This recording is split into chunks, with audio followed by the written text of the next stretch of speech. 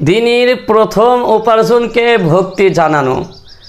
সকালবেলা রাস্তায় চলাচল করলে অনেক সময় দেখা যায় রিক্সা সিএনজি চালকরা দিনের প্রথম উপার্জন হাতে পাওয়ার পর তাতে চুমো দেয়। তো গাড়ির স্টিয়ারিং হাতল বা কোনো অংশে ছোঁয়ানোর পরে বুকে ও চোখে লাগায়, অনেককে কপালে ঠেকাতেও দেখা যায়। তো তেমনি কোনো ব্যবসায়ীও দিনের প্রথম উপার্জনকে এভাবে ভক্তি জানিয়ে থাকে। তো নিজের কষ্ট অর্জিত অর্থের ওপর মানুষের মায়া থাকা এটা স্বাভাবিক। তো দ্বীনি ফিতরত ইসলামী এই স্বাভাবিক আকর্ষণ দোষণীয় নয়, কিন্তু এই বিষয়টা ছোঁয়াছুঁয়ি ও কপালে ঠেকানোর মতো ভক্তিমূলক আচরণ অবশ্যই পরিত্যাজ্য।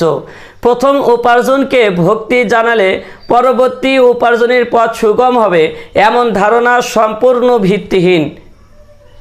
এইসব আচরণের সবচেয়ে নিন্দিত দিকটা হলো উপার্জনের মাধ্যমকে অর্থাৎ গাড়ি, পণ্য বা ব্যবসা প্রতিষ্ঠানকে উপার্জন দাতা মনে করা। এমনকি কারো কথাবার্তা থেকে তো পৌত্তলিকতারও আভাস পাওয়া যায়। বাস্তব কথা এই যে এই মাধ্যমগুলো উপলক্ষ মাত্র, তাই সব কিছু ঠিক থাকার পরেও সবার উপার্জন এবং সব সময়ের উপার্জন সমান হয় না।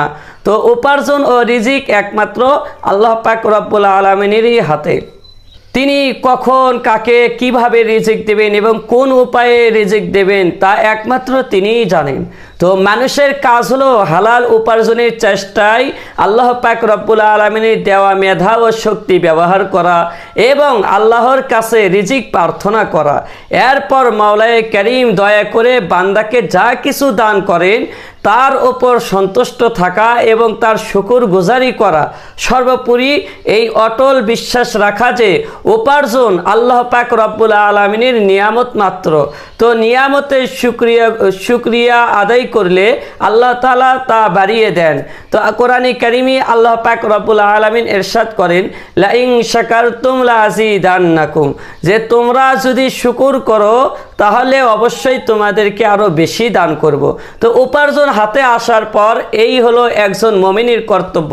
তা না করে উপার্জনের মাধ্যম উপার্জিত অর্থ করিকে ভক্তি জানিয়ে মাথায় কপালে ঠেকানো এটা সম্পূর্ণ অর্থহীন একটি আচরণ। এর সঙ্গে যদি কোনো ভ্রান্ত বিশ্বাস যুক্ত হয় তাহলে তা যে একটি গর্হিত কাজে পরিণত হবে তা আর বলার অপেক্ষাই রাখে না।